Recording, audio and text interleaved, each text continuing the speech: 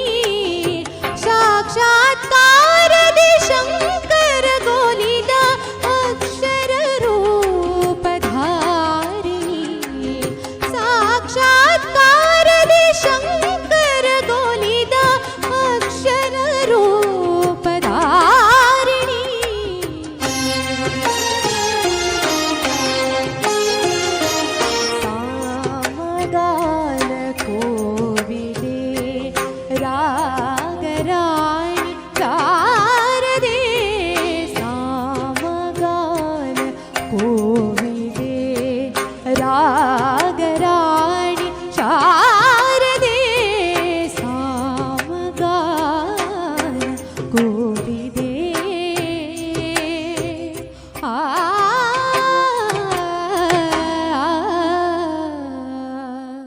S, ಈ ಒಂದು ಸಂಗೀತ ಅಂದ ತಕ್ಷಣ ಇದು ಎಲ್ಲರಲ್ಲಿ ಇರೋದಿಲ್ಲ. ಈ ಒಂದು ಟ್ಯಾಲೆಂಟ್ ದೇವರು ಆಯ್ಕೆ ಮಾಡಿ ಕೊಟ್ಟಿರ್ತಾನೆ ಒಬ್ಬೊಬ್ಬರಿಗೆ. ಸೊ ನಿಮ್ಮಲ್ಲೂ ಕೂಡ ಇದೆ. ಸೊ ಹೇಗನ್ಸುತ್ತೆ ನಿಮಗೆ ಇದು? ತುಂಬ ಖುಷಿ ಆಗುತ್ತೆ. ಆ್ಯಕ್ಚುಲಿ ನಂಗೆ ಫಸ್ಟಿಗೆ ನಾನು ಹಾಡ್ತೀನಿ ಅಂತ ನಂಗೆ ಸತ್ಯ ಗೊತ್ತಿರಲಿಲ್ಲ. ಬಟ್ ಅಪ್ಪ ನನಗೆ ಎಲ್ಲ ಕಾಂಪಿಟಿಷನ್ಸಿಗೂ ಕರ್ಕೊಂಡು ಹೋಗಿ, ಅಂದರೆ ನಾನು ಫಸ್ಟ್ ಸ್ಟ್ಯಾಂಡರ್ಡಿಂದ ಹಾಡೋಕ್ಕೆ ಕಾಂಪಿಟಿಷನ್ಸ್ಗೆಲ್ಲ ಹೋಗೋಕ್ಕೆ ಸ್ಟಾರ್ಟ್ ಮಾಡಿದ್ದೆ. ಬಟ್ ನಂಗೆ ಅವಾಗ ಅಷ್ಟು ಇಷ್ಟ ಇರಲಿಲ್ಲ. ಬಟ್ ಅಪ್ಪ ಫೋರ್ಸ್ ಮಾಡಿ ಕರ್ಕೊ ಹೋಗ್ತಿದ್ರು ಎಲ್ಲ ಕಡೆ. ಅಮ್ಮನೂ ಹಾಗೆ ಫಸ್ಟ್ ನಾನು ಸ್ಟೇಜ್ ಹತ್ತುವಾಗ ಹಾಡದೆ ಸೀದಾ ಓಡ್ಕೊಂಡು ಬಂದಿದ್ದೆ. ಅಮ್ಮ ಒಂದು ಕಾಂಪಿಟಿಷನ್ ಕರ್ಕೊಂಡು ಹೋಗಿದ್ರು. ಬಟ್ ಹಾಗೆ ಮತ್ತೆ ಅಂದರೆ ಮುಂದಿನ ಕ್ಲಾಸಸಲ್ಲೆಲ್ಲ ಅಪ್ಪ ಕರ್ಕೊಂಡು ಹೋಗಿ ಎಲ್ಲ ಕಡೆ ಹೋಗ್ತಿದ್ದಿದ್ದೆ, ಹಾಡ್ತಿದ್ದೆ, ಪ್ರೈಸು ಬರ್ತಿದ್ದಿತ್ತು. ಬಟ್ ಹಾಗೆ ಒಂದು 7th 8th ಆಗೋತ್ತಿಗೆ ಯಾವಾಗ ಲಾಕ್ಡೌನ್ ಸ್ಟಾರ್ಟ್ ಆಯ್ತಲ್ಲ, ಆವಾಗ ನಂಗೆ ಆ್ಯಕ್ಚುಲಿ ತುಂಬ ಟೈಮ್ ಸಿಕ್ಕಿತ್ತು ಪ್ರಾಕ್ಟೀಸ್ ಮಾಡೋಕ್ಕೆ. ಸೊ ನಾವು ಸ್ವಲ್ಪನೂ ಟೈಮ್ ವೇಸ್ಟ್ ಮಾಡಿದೆ. ಬೆಳಗ್ಗೆಯಿಂದ ಸ್ಟಾರ್ಟ್ ಮಾಡಿ ಮಧ್ಯಾಹ್ನ ಊಟಕ್ಕೂ ನಂಗೆ ನೆನಪಿರ್ತಿರಲಿಲ್ಲ, ಅಷ್ಟು ಪ್ರಾಕ್ಟೀಸ್ ಮಾಡ್ತಿದ್ದೆ. ವೀಡಿಯೋಸ್ ಎಲ್ಲ ಅಂದರೆ ಆವಾಗ ತುಂಬ ಆನ್ಲೈನ್ ಕಾಂಪಿಟೇಷನ್ಸ್ ಎಲ್ಲ ಇರ್ತಿತ್ತು. ಸೊ ಆವಾಗ ಫುಲ್ ಆನ್ಲೈನ್ ಕಾಂಪಿಟೇಷನ್ ಎಲ್ಲದಕ್ಕೂ ಎಲ್ಲರೂ ಮನೆಯಲ್ಲೇ ಇದ್ರು, ಇದು ಮೊಬೈಲ್ ಇಟ್ಕೊಂಡು ಟೈಮ್ ಪಾಸ್ ಮಾಡ್ತಾ ಇದ್ರು. ಆವಾಗ ಆನ್ಲೈನ್ ನೀವೆಲ್ಲ ಕಾಂಪಿಟೇಷನ್ಗಳನ್ನೆಲ್ಲ ಕೊಡುವಾಗ, ಇಂತಹ ಎಲ್ಲ ಕಾರ್ಯಕ್ರಮ ಕೊಡುವಾಗ ಅವರಿಗೂ ಕೂಡ ಒಂಥರ ಎಂಟರ್ಟೈನ್ಮೆಂಟ್ ನೋಡ್ತಾ ಇದ್ರು ಕೂಡ ಜನಗಳು. ನಂಗೆ ಫಸ್ಟಿಗೆ ಹಾಕಕ್ಕೂ ಇಷ್ಟ ಇರ್ಲಿಲ್ಲ. ಬಟ್ ಅಪ್ಪ ಫೋರ್ಸ್ ಮಾಡಿ ಒಂದ್ ವಿಡಿಯೋ ಮಾಡು ಅಂತ ಫೋರ್ಸ್ ಮಾಡಿ ಕಾಂಪಿಟೇಷನ್ ಇತ್ತು, ಅದಕ್ಕೆ ಮಾಡಿದೆ. ಆಮೇಲೆ ನಂಗೆ ತುಂಬಾ ಇಂಟ್ರೆಸ್ಟ್ ಬರೋಕ್ ಸ್ಟಾರ್ಟ್ ಆಯ್ತು. ವಿಡಿಯೋ ಮಾಡಿ ಮಾಡಿ ತುಂಬಾ ಮಿಸ್ಟೇಕ್ಸ್ ಎಲ್ಲ ಅದ್ರಲ್ಲೇ ಕರೆಕ್ಟ್ ಆಗ್ತಿದ್ದಿತ್ತು ವಿಡಿಯೋ ಮಾಡುವಾಗ. ಸೊ ಲಾಕ್ಡೌನ್ ಪೀರಿಯಡ್ ತುಂಬಾ ನನ್ನ ಸಿಂಗಿಂಗ್ ಇಂಪ್ರೂವ್ಮೆಂಟ್ ತುಂಬಾ ಸಹಾಯ ಆಯ್ತು ಅಂತ ಹೇಳ್ತೀರಾ? ಎಸ್, ಅದರಲ್ಲಿ ಪಾರ್ಟಿಸಿಪೇಟ್ ಎಲ್ಲ ಮಾಡಿ ನಿಮಗೆ ಪ್ರೈಸ್ ಕೂಡ ಬಂದಿದೆ. ಲಾಕ್ಡೌನ್ ಟೈಮಲ್ಲಿ ಸುಮಾರು ಕಾಂಪಿಟೇಷನ್ಸ್ ಇರುತ್ತೆ, ಎಲ್ಲದಕ್ಕೂ ಹಾಕಿದೆ. ಸೊ ಎಲ್ಲಾ ದಿನಾನು ವಿಡಿಯೋಸ್ ಆ ಒಂದು ಲಾಕ್ಡೌನ್ ಟೈಮ್ ಅಲ್ಲಿ ಟ್ಯಾಲೆಂಟ್ ಇಲ್ಲದವರ ಟ್ಯಾಲೆಂಟ್ ಗಳನ್ನು ಗುರುತಿಸ್ಲಿಕ್ಕೆ ಕೂಡ ಗೊತ್ತಾಯ್ತು ನಮ್ಗೆ. ಹೆಚ್ಚಿನವರು ಟ್ಯಾಲೆಂಟ್ ಇದ್ರೂ ಕೂಡ ಒಳಗಡೆನೆ ಇದ್ದುಕೊಂಡು ತಮ್ಮ ಟ್ಯಾಲೆಂಟ್ ತೋರಿಸೋದಿಲ್ಲ, ಹೊರಗಡೆ ಬರೋದಿಲ್ಲ. ಸೊ ಅಂತವರ ಟ್ಯಾಲೆಂಟ್ ತುಂಬಾ ಜನರದು ಗೊತ್ತಾಯ್ತಲ್ವಾ ಇದ್ರಲ್ಲಿ. ಸಿಂಗರ್ಸ್ ಅಂತೂ ತುಂಬಾ ಜನ ಹೈಲೈಟ್ ಆಗಿದ್ದಾರೆ. ಸೋಷಿಯಲ್ ಮೀಡಿಯಾದಲ್ಲಿ ತುಂಬಾ ಎಲ್ಲ ಕಡೆ ಹೋಗುತ್ತಲ್ಲ. ಅಪ್ಪ ಅಮ್ಮ ಏನ್ ಮಾಡ್ತಾರೆ? ಅಪ್ಪ ಅಮ್ಮನ ಹೆಸರು ಏನು? ನನ್ನ ಅಪ್ಪ ಶಂಕರ್ ನಾರಾಯಣ್ಕೆ ಅಂತ ಬಂಡಸ್ಕಸ್ ಕಾಲೇಜಲ್ಲಿ PT ಮಾಸ್ಟರು. ಅಮ್ಮ ಮೊದಲು ಟೀಚರ್ ಆಗಿದ್ರು, ಈಗ ಹೌಸ್ ವೈಫ್ ಮನೆಯಲ್ಲೇ ಇದ್ದಾರೆ. ಸೊ ನೀವು ಫ್ಯಾಮಿಲಿಯಲ್ಲಿ ಯಾರೆಲ್ಲ? ಅಪ್ಪ ಅಮ್ಮ, ನೀವು ಮತ್ತೆ ಅಣ್ಣ ಇದ್ದಾರೆ. ಅವನು ಇಂಜಿನಿಯರಿಂಗ್ ಜಾಬ್ ಮಾಡ್ತಿದ್ದಾನೆ. ಅಣ್ಣ ಕೂಡ ಸಪೋರ್ಟ್ ಮಾಡ್ತಾರೆ ನಿಮ್ಮ? ಫುಲ್ ಸಪೋರ್ಟ್ ಮಾಡ್ತಾರೆ. ಅವನು ಆಕ್ಚುಲಿ ಫಸ್ಟಿಗೆ ಸಿಂಗರ್ ಆಗಿದೆ, ಸೊ ಅವನದೇ ಪಾತ್ ನ ಫಾಲೋ ಮಾಡ್ತಿದ್ದೆ. ಅದೇ ನಾನು ಕೇಳಲಿಕ್ಕೆ ಹೋದೆ, ಫ್ಯಾಮಿಲಿಯಿಂದ ಯಾರಿಗಾದ್ರೂ ಇಂಟ್ರೆಸ್ಟ್ ಇದೆಯಾ ಅಥವಾ ಅಪ್ಪ ಕೂಡ? ಅಪ್ಪನೇ ಫಸ್ಟ್ ಸ್ಟಾರ್ಟ್ ಮಾಡಿದ್ದು, ಅಪ್ಪನೇ ನನ್ನ ಮೊದಲು. ಓಕೆ, ಅವ್ರು ಕೂಡ ಹಾಡ್ತಾರೆ? ಅಪ್ಪಂಗೆ ತುಂಬಾ ಇಂಟ್ರೆಸ್ಟ್ ಇತ್ತು. ಬಟ್ ಅಪ್ಪ ಅಂದ್ರೆ ನನ್ನ ಅಜ್ಜ, ಅವರು ಅಂದ್ರೆ ಅಷ್ಟು ಬಿಡ್ತಿರ್ಲಿಲ್ಲ ಅಪ್ಪಂಗೆ ಹಾಡಕ್ಕೆ. ಮೊದ್ಲೆಲ್ಲ ಏನಂದ್ರೆ ಸಪೋರ್ಟ್ ಇರ್ತಾ ಇರ್ಲಿಲ್ಲ. ಸೊ ಅಂತದ್ರಲ್ಲಿ ಏನು ಟ್ಯಾಲೆಂಟ್ ಇದ್ರು ಕೂಡ ಮೊದಲಿನವರು ಹೊರಗೆ ಬರ್ತಾ ಇರ್ಲಿಲ್ಲ, ಅಲ್ಲೇ ಮುಚ್ಚಿ ಹೋಗ್ತಾ ಇತ್ತು. ಸೊ ಈಗ ಹಾಗೆ ಅಲ್ಲ, ನಿಮ್ಗೆಲ್ಲ ಅದೃಷ್ಟ ಒಳ್ಳೇದಿದೆ, ಯಾಕೆಂದ್ರೆ ಎಂತ ಸಪೋರ್ಟ್ ಮಾಡುವಂತ ಅಪ್ಪ ಅಮ್ಮ ಸಿಕ್ಕಿದ್ದಾರೆ. ಸೊ ಸಪೋರ್ಟ್ ಮಾಡ್ತಾರೆ. ಸೊ ಹಾಗಿರುವಾಗ ಹಾಡ್ಬೇಕು, ನೀವು ಗೊತ್ತಾಗ್ಬೇಕಲ್ವಾ ನಿಮ್ಮದು ಟ್ಯಾಲೆಂಟ್ ಎಲ್ಲಿವರೆಗೆ ಹೋಗ್ಬೇಕು ಅಂತ ಹೇಳಿ. S, very nice.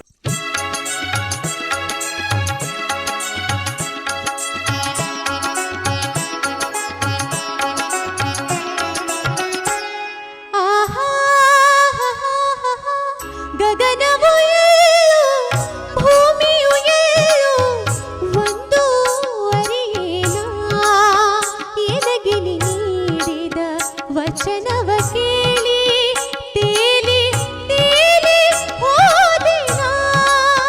ಗಗನವು ಏಳು, ಭೂಮಿಯು ಏಳು, ಒಂದು ಅರಿಯೇನ.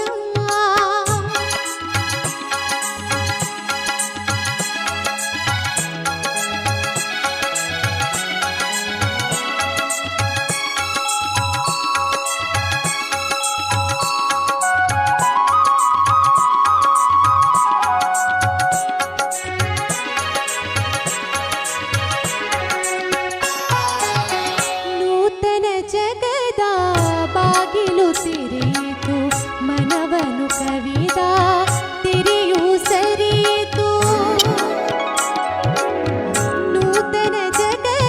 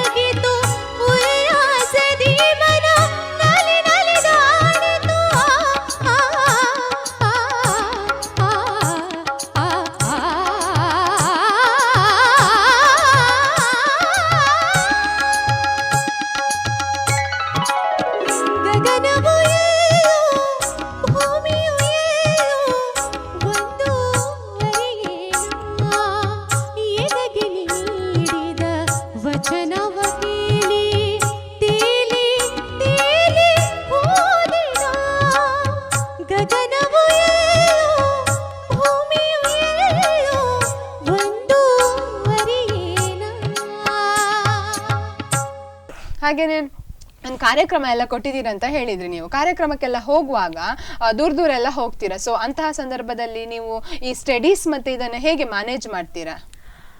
ಮ್ಯಾನೇಜ್ ಅಂದರೆ ಸಿಂಗಿಂಗ್ ಕಾಂಪಿಟೇಷನ್ಸ್ ಆದರೆ ಇದ್ದರೆ ಇಡೀ ದಿನ ಅಂದರೆ ಫುಲ್ ಅದಕ್ಕೆ ಡೆಡಿಕೇಟ್ ಮಾಡ್ತೇನೆ. ಒಂದ್ಸತಿ ಅದು ಮುಗ್ದಾದ್ಮೇಲೆ ಮತ್ತೆ ರಾತ್ರಿ ಎಲ್ಲ ಕೂತ್ಕೊಂಡು ಸ್ಟಡೀಸ್ ಮಾಡ್ತೇನೆ. ಏನು ಮಾಡ್ತಾ ಇರೋದು? ನಾನೀಗ ಸೆಕೆಂಡ್ ಪಿ ಯು ಓದ್ತಿದ್ದೆ. Second P U, okay.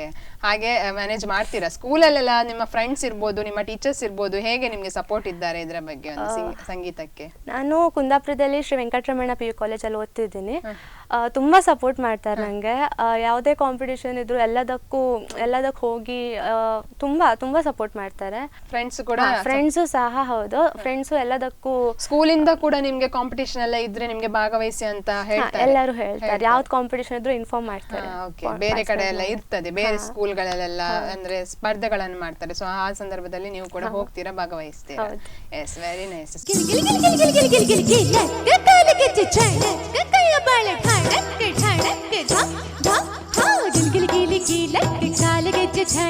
ಕೈಯ ಬಾಳ ಢಾಣಕ್ಕೆ ರಂಗೆದ್ದಿತು, ನಿನ್ನ ಕಂಡು ಹಾರಿ ಕುಣಿಯೋ ಗುಂಗೆದ್ದಿತು. ಜೋಡಿಯಂತೆ ಹರಿದು ಬಂದ ಈ ಸ್ಫೂರ್ತಿಗೆ ಜೋಡಿಯದ್ದು ಆಡುವಾರೋ ನನ್ನೊಂದಿಗೆ, ಜೋಡಿಯದ್ದು ಆಡುವಾರೋ ನನ್ನೊಂದಿಗೆ. ಗಿಲ್ ಗಿಲ್ ಗಿಲ್ ಗಿಲಕ್ಕೆ ಕಾಲಿಗೆಜ್ಜೆ ಝಣಕ್ಕೆ ಕೈಯ ಬಾಳ ಢಾಣಕ್ಕೆ ರಂಗೆದ್ದಿತು, ನಿನ್ನ ಕಂಡು ಹಾರಿ ಕುಣಿಯೋ ಗುಂಗೆದ್ದಿತು.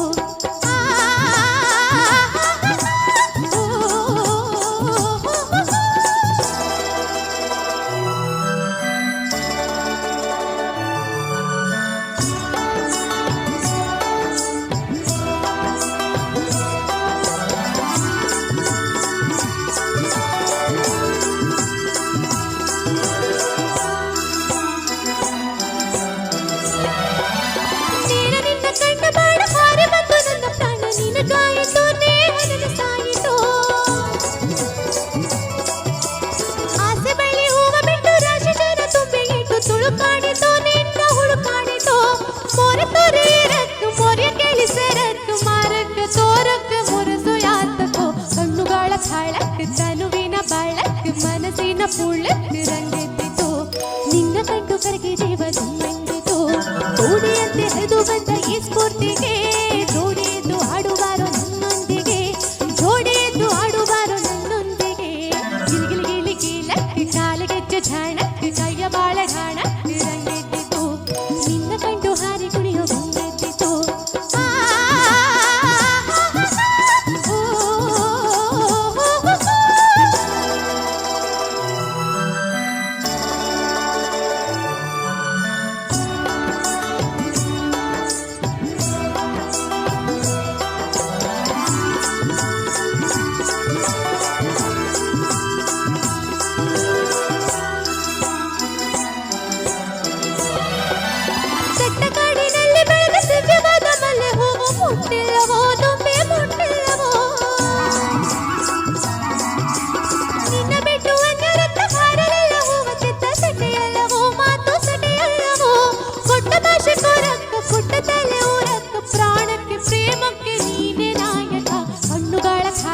ತನುವಿನ ಬಾಳಕ್ಕೆ ಮನಸ್ಸಿನ ಪುಳ್ಳಕ್ಕೆ ರಂಗೆದ್ದಿತು, ನಿನ್ನ ಕಂಡು ಕರಗಿ ಜೀವ ತುಂಬೆಂದಿತು.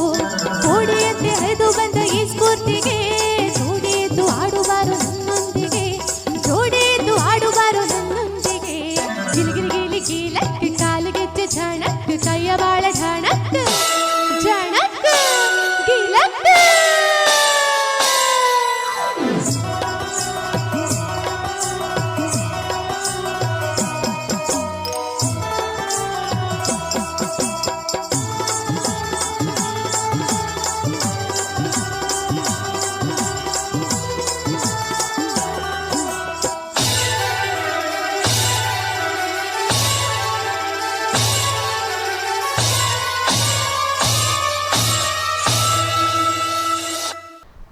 ಎಸ್, ನೋಡಿದ್ರಲ್ಲ ವೀಕ್ಷಕರೇ, ನಮ್ಮ ದಾರಿಣಿ ಕುಂದಾಪುರ ಇವರು ಹಾಡಿರುವಂತಹ ಹಲವಾರು ಹಾಡುಗಳನ್ನು ನಾವು ಕೇಳ್ಕೊಂಡು ಬಂದ್ವಿ. ಇವರ ಜೊತೆ ಮಾತುಕತೆ ಕೂಡ ನಡೆಸ್ತಾ ಇದ್ದೇವೆ. ಇನ್ನಷ್ಟು ಮಾತುಕತೆಯನ್ನು ಮುಂದುವರಿಸೋಣ. ಈಗ ನಮ್ಮ ಈ ಕಾರ್ಯಕ್ರಮದಲ್ಲಿ ಪುಟ್ಟ ವಿರಾಮವನ್ನು ತೆಗೆದುಕೊಳ್ಳೋಣ.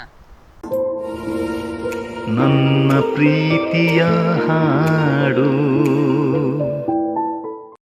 ವಿರಾಮದ ನಂತರ ಮತ್ತೆ Malabar gold and diamonds Udupi ಇವರು ಅರ್ಪಿಸುವಂತಹ ನನ್ನ ಪ್ರೀತಿಯ ಹಾಡು ಕಾರ್ಯಕ್ರಮಕ್ಕೆ ಆತ್ಮೀಯವಾದಂತಹ ಸ್ವಾಗತ.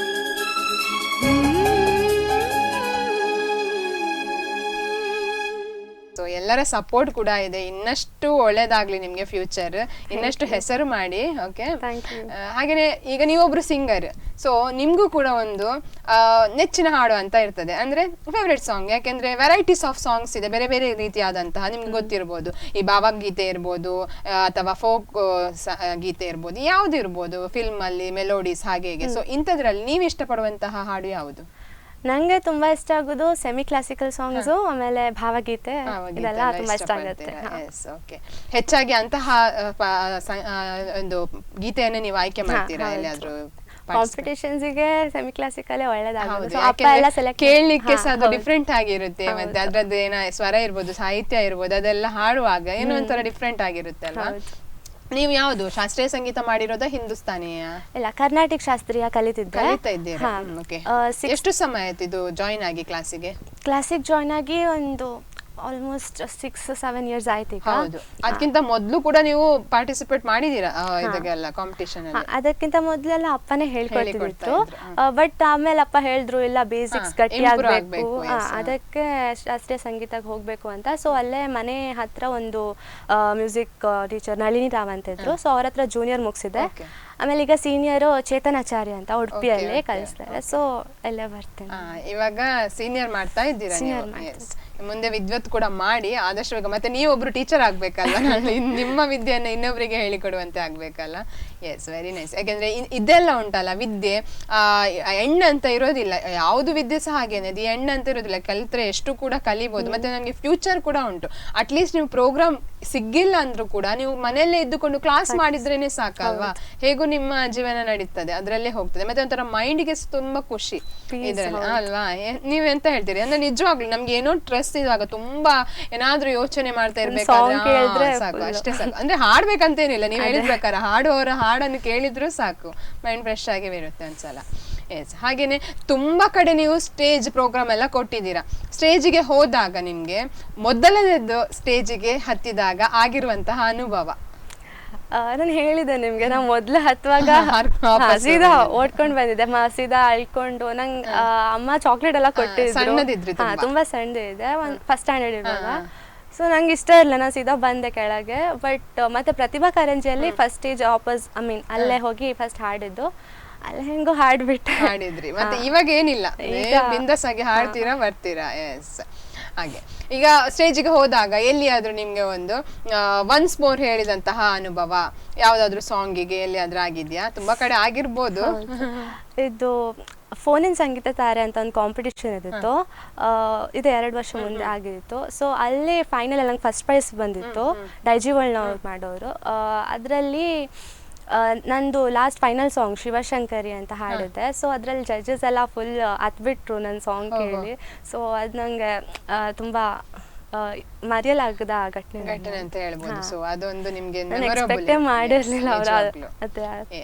ಸೊ ಆ ಒಂದು ಹಾಡಿನ ಒಂದು 2 ಲೈನ್ ಅನ್ನು ಈಗ ವಿದೌಟ್ ಟ್ರ್ಯಾಕ್ ಹಾಡ್ಬೋದಾ?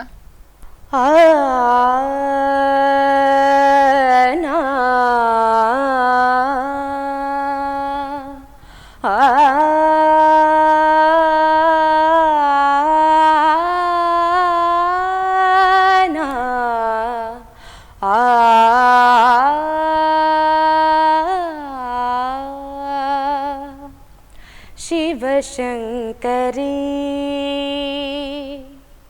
ಶಿವಶಂಕರಿ ಶಿವಾನಂದ ಲಹರಿ ಶಿವಶಂಕರಿ ಶಿವಾನಂದ ಲಹರಿ ಶಿವಶಂಕರಿ ಶಿವಾನಂದ ಲಹರಿ ಶಿವಶಂಕರಿ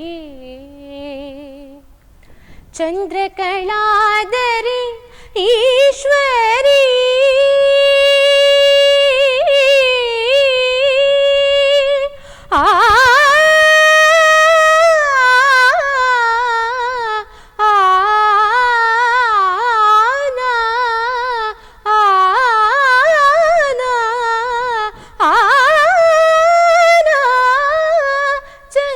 ಚಂದ್ರಕಳಾಧರಿ ಈಶ್ವರಿ ಕರುಣಾಮೃತವನು ಸುರಿಸಯ್ಯಮ್ಮ ಮನಸ್ಸು ಕರಗದೆ ಮಹಿಮೆ ತೋರು ನೀ ದೀನ ಪಾಲನವು ಗೈ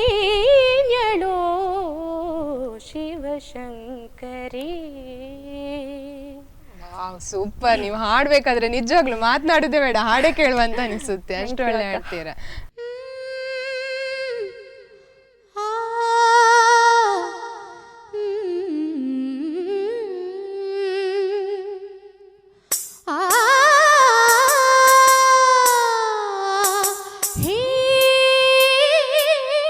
ನನ್ನಿದೆ ಕೋಗಿಲೆಯ ಒಲವಿನ ಪಲ್ಲವಿಯ ದನಿಯಲಿ ವಿನೂತನ ಜೀವ ಭಾವ ನೀ ತಂದೆ. ನನ್ನಿದೆ ಕೋಗಿಲೆಯ ಒಲವಿನ ಪಲ್ಲವಿಯ ದನಿಯಲಿ ವಿನೂತನ ಜೀವ ಭಾವ ನೀ ತಂದೆ.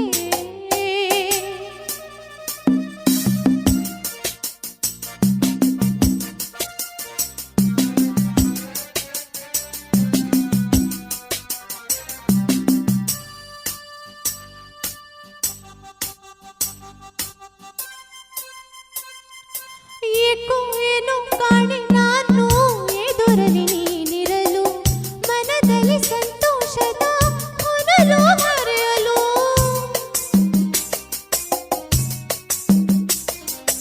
ಏಕೋ ಏನೋ ಕಾಣೆ ನಾನು ಎದುರಲ್ಲಿ ನೀನಿರಲು, ಮನದಲ್ಲಿ ಸಂತೋಷದ ಹೊನಲು ಹರಿಯಲು.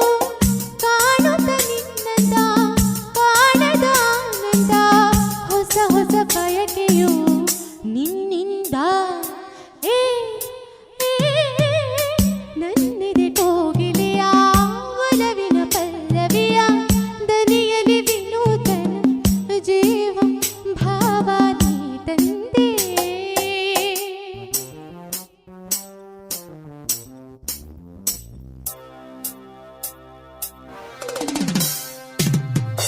ತಾಳು ತಾಳು ನಲ್ಲ ನಿಲ್ಲು,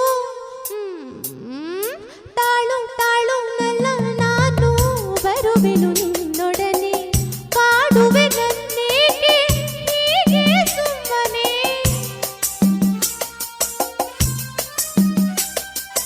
ತಾಳು ತಾಳು ನಲ್ಲ ನಾನು ಬರುವೆನು ನಿನ್ನೊಡನೆ, ಕಾಡುವೆ ನನ್ನೇಕೆ ಹೀಗೆ ಸುಮ್ಮನೆ. ಕಾಣದೆ ನಿನ್ನನು ಬಾಳೆನು ನಾನಿನ್ನು, ತಾಳೆನು ವಿರಹದ ನೋವನ್ನು. ಹೇ ನನ್ನಿದೆ ಕೋಗಿಲೆಯ ಒಲವಿನ ಪಲ್ಲವಿಯ ದನಿಯಲಿ ವಿನೂತನ ಜೀವ ಭಾವ ನೀ ತಂದೆ.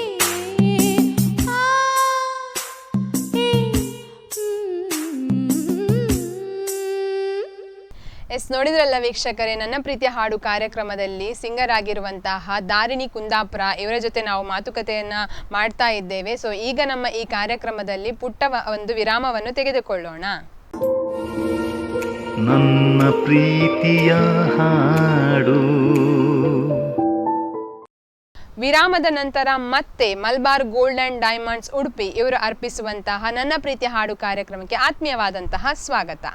ಸಂಗಾತಿ ನಿನ್ನ ಸಂಪ್ರೀತಿಯಲ್ಲಿ ಮನಸ್ಸೆಲ್ಲ ತೇಲಾಡಿದೆ, ಅನುರಾಗವೆಂಬ ಗಂಗೋತ್ರಿಯಲ್ಲಿ ಕನಸೆಲ್ಲ ರಂಗಾಗಿದೆ.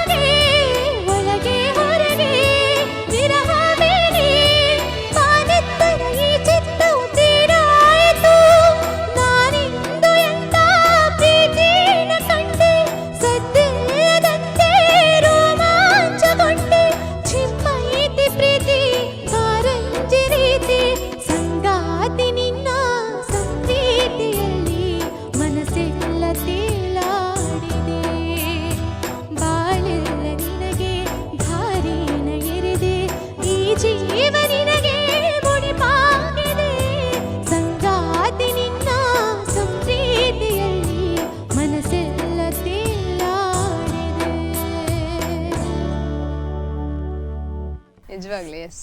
ಓಕೆ, ಸೊ ಇಂಥ ಒಂದು ಅದು ವೇರಿಯೇಷನ್ ಎಲ್ಲ ಮಾಡ್ತಿರಲ್ಲ, ಎಂತದು ಪ್ರಾಕ್ಟೀಸೇ? ಬರೀ ಪ್ರಾಕ್ಟೀಸ್ ಅಲ್ಲೇ ಇಂಪ್ರೂವ್ ಮಾಡ್ತೀರಾ? ಹೌದು, ಫಸ್ಟಿಗೆಲ್ಲ ಇದರ ಬರ್ತಿರ್ಲಿಲ್ಲ, ಇದೇ ಕ್ಲಾಸಿಕಲ್ ಸಾಂಗ್ಸ್ ಅನ್ನೆಲ್ಲ ಜಾಸ್ತಿ ಹಾಡ್ಬಿಟ್ಟು ಅದೇ ವೇರಿಯೇಷನ್ ನೋಡುವಾಗ ನನ್ಗೆ ಒಂಥರ ಶಾಕ್ ಆಯ್ತು. ಅದು ಅಷ್ಟು ನೀಟಾಗಿ ಅಷ್ಟು ಒಂದು ಕೇಳಲಿಕ್ಕೆ ಸಹ ಖುಷಿ ಅನಿಸಿತ್ತು, ಅದು ವಿದೌಟ್ ಟ್ರ್ಯಾಕ್.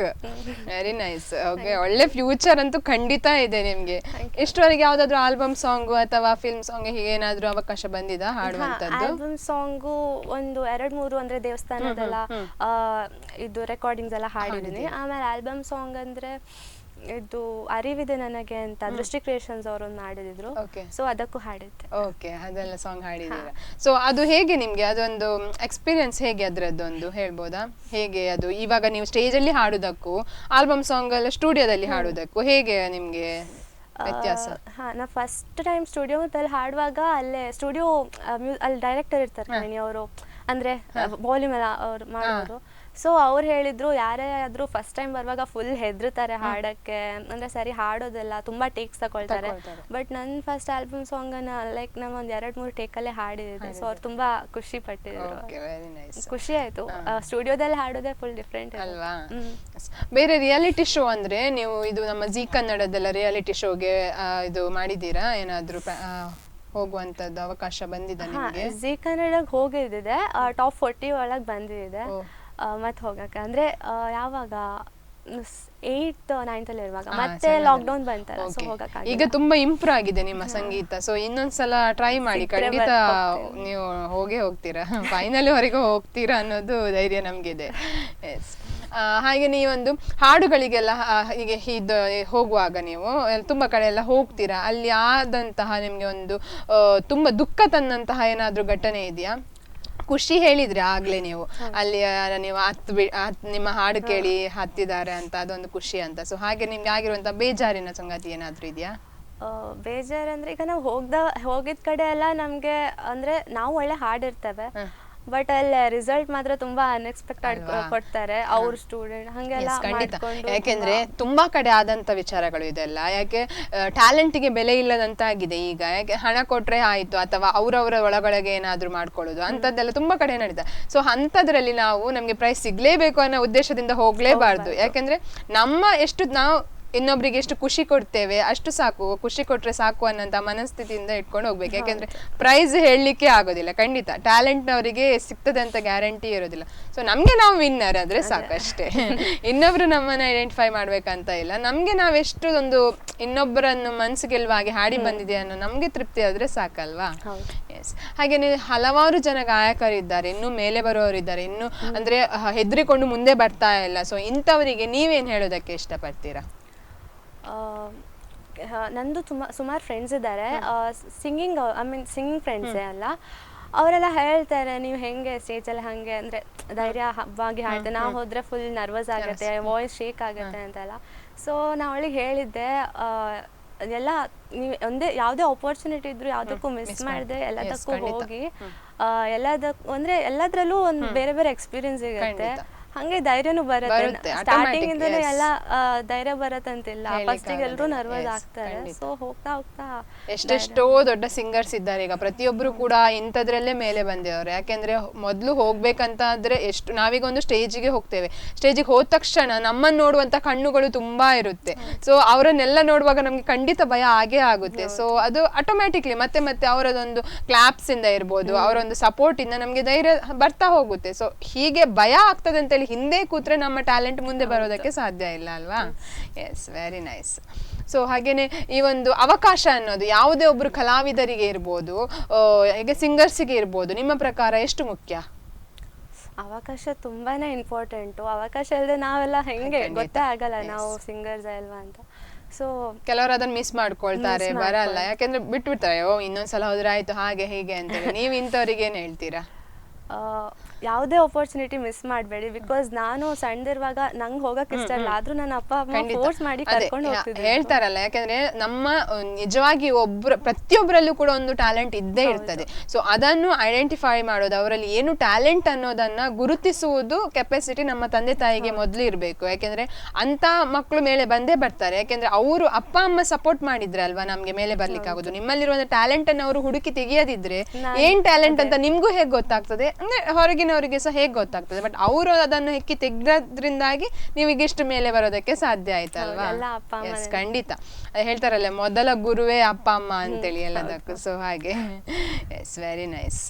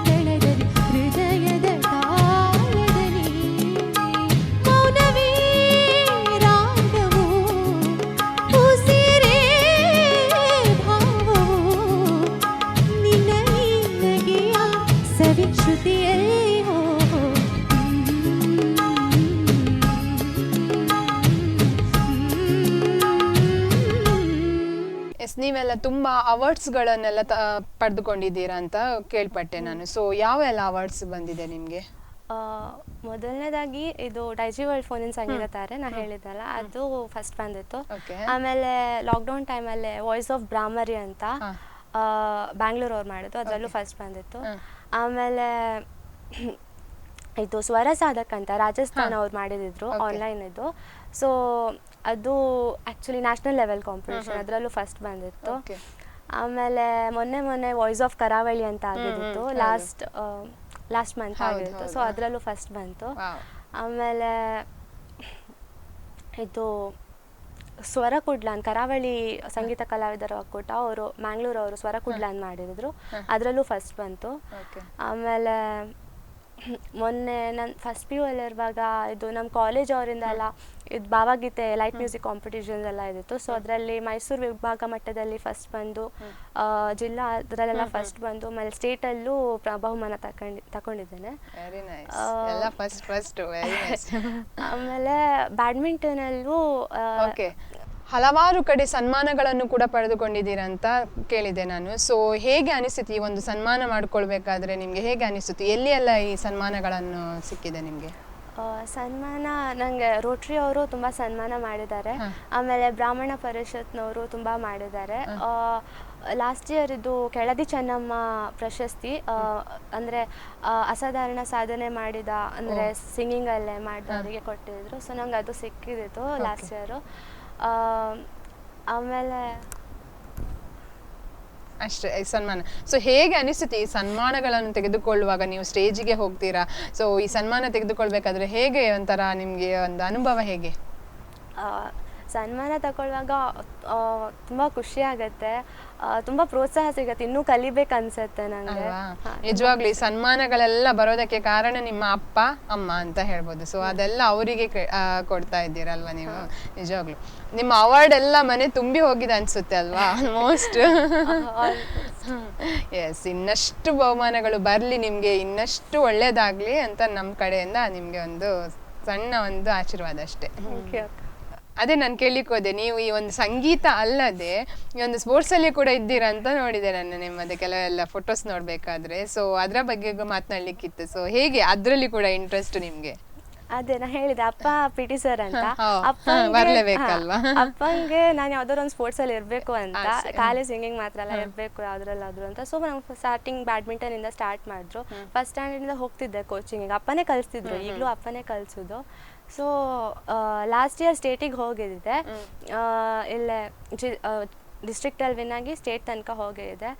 ಸಂಜೆ ಡೈಲಿ ಒಂದು 7 ಗಂಟೆಯಿಂದ 8:30 ಹಂಗೆ ಪ್ರಾಕ್ಟೀಸ್ ಮಾಡ್ತೀನಿ. Very nice.